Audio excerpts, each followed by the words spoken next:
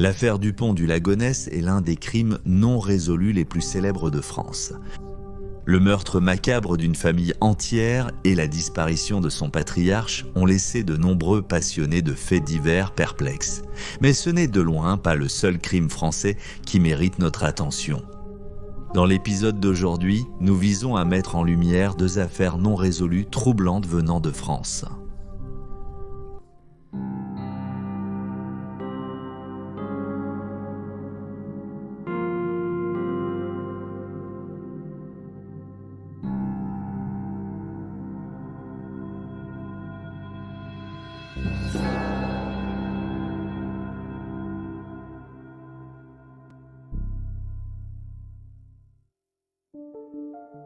Joseph Doucet. Joseph Doucet est né le 13 avril 1945 dans une famille catholique pauvre vivant à Saint-Tron, en Belgique. En grandissant, il aimait étudier à la fois les langues et la religion et il a décidé en 1964 de s'installer en France après avoir fait son service militaire. 3 ans plus tard, Joseph s'est converti au protestantisme et a passé du temps en Suisse pour étudier afin de devenir pasteur. Entre 1970 et 1974, il a servi dans des paroisses des villes de Laon et de Béthune.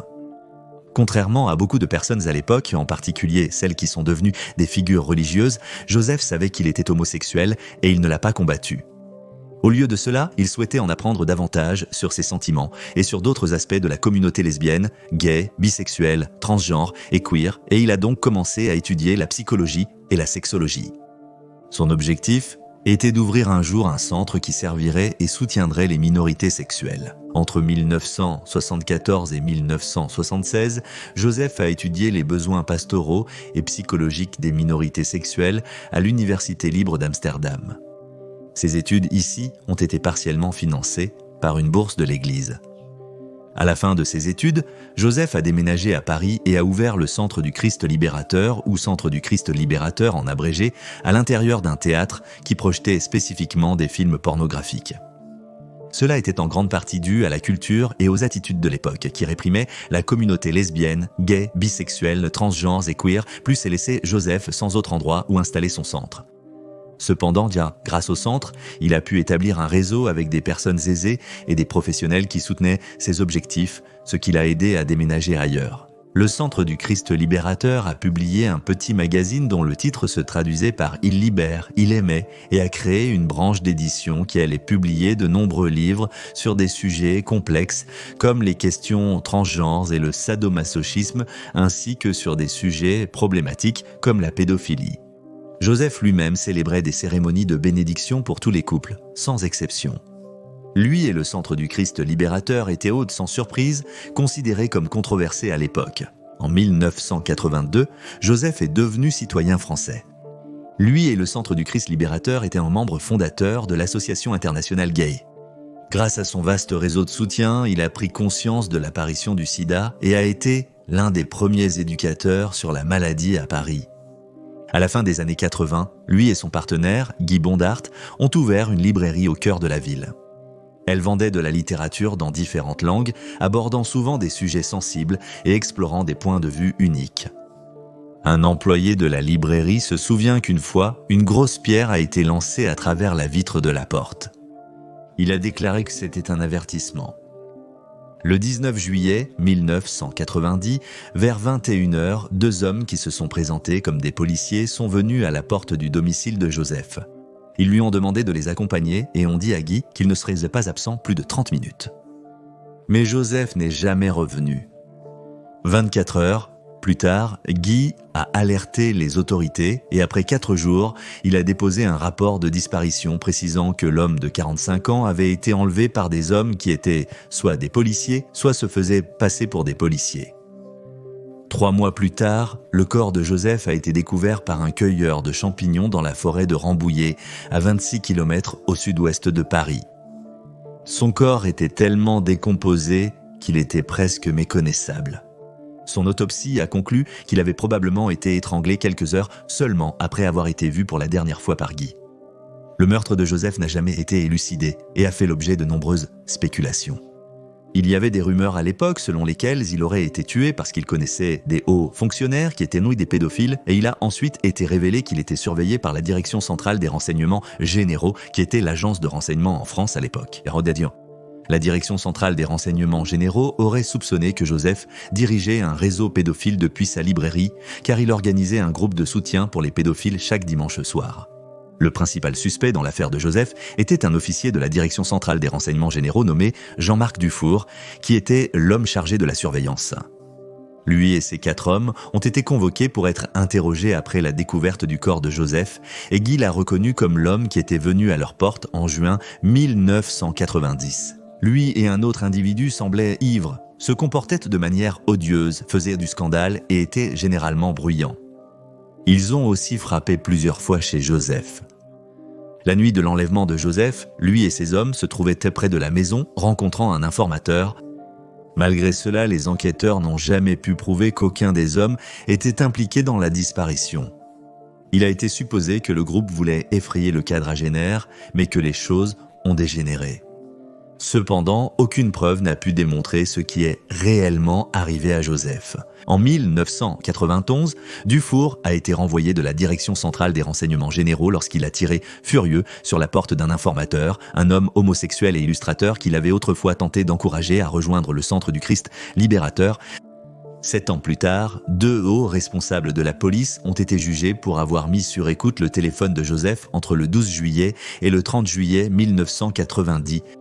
En 2007, son dossier a été officiellement classé, le meurtre de Joseph Doucet restant non résolu. Magali Bertrand est née le 17 janvier 1982 de Éric Bertrand, chauffeur routier, et Evelyne, mère au foyer et femme au foyer. Elle était l'aînée de 5 enfants et a passé son enfance dans la ville de Lancrance. Ses parents ont divorcé en 1994 alors qu'elle avait 12 ans, après quoi son père est parti s'installer et se remarier en Suisse, bien qu'elle soit restée en contact avec lui et qu'ils soient restés proches. Bouleversée par la séparation, Magali a choisi de rester vivre avec sa mère en France. Le 12 juillet 1998, alors âgée de 16 ans, elle a rencontré Jeffrey Part, âgé de 23 ans. Jeffrey a grandi dans un foyer violent. Son père, Patrick, était alcoolique et Jeffrey a passé une partie de son enfance en famille d'accueil. Cependant, à l'âge adulte, il avait pardonné à son père et réparé leur relation.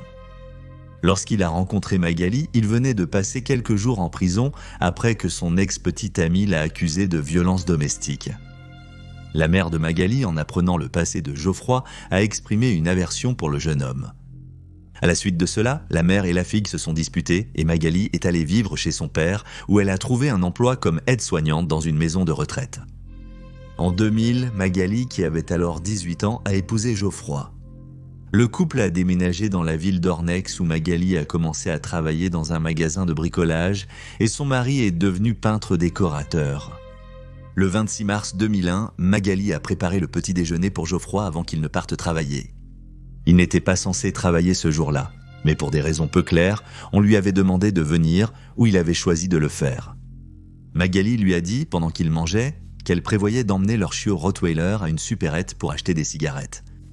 Le trajet ne faisait que 4 km aller-retour. Mais lorsque Jeffrey est rentré du travail à 16h30, il a découvert que ni sa femme ni leur nouveau chiot n'étaient là. La cuisine était en désordre depuis que Magali avait préparé le petit déjeuner. C'était très inhabituel, car la jeune femme de 19 ans était généralement quelqu'un d'ordonné qui rangeait toujours derrière elle. Inquiet, Geoffrey appela les parents de Magali qui ne l'avaient pas vue. 17h, il est allé au travail et a découvert qu'elle n'était pas venue pour son service de l'après-midi et n'avait pas signalé son absence. Geoffrey est allé au commissariat signaler la disparition de son épouse. Ensuite, il est rentré chez lui et a demandé à son ami qui possédait un quad de l'aider à rechercher Magali. Les recherches n'ont été interrompues vers 5h du matin pour permettre un peu de repos. Plus tard dans la matinée, vers 11h, un jeune homme qui ramassait des champignons près de la ferme de son oncle a découvert le corps d'une femme.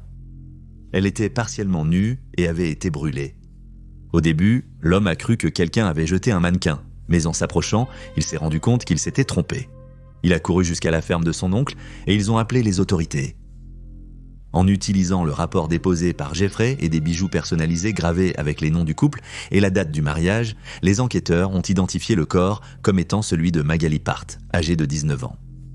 Près du corps, ils ont découvert un mégot de cigarette, un couteau dont la lame était plantée dans un arbre et un emballage de barres chocolatées. À 300 mètres de là, ils ont trouvé un bidon rempli d'essence. Le mégot de cigarette a été analysé et il s'est avéré qu'il provenait d'une marque marocaine vendue exclusivement en Suisse. Fait notable, les enquêteurs n'ont trouvé aucune trace d'incendie sur les lieux où le corps de Magali a été retrouvé, ce qui leur a suggéré qu'elle avait été assassinée ailleurs et que son corps avait ensuite été abandonné dans les bois.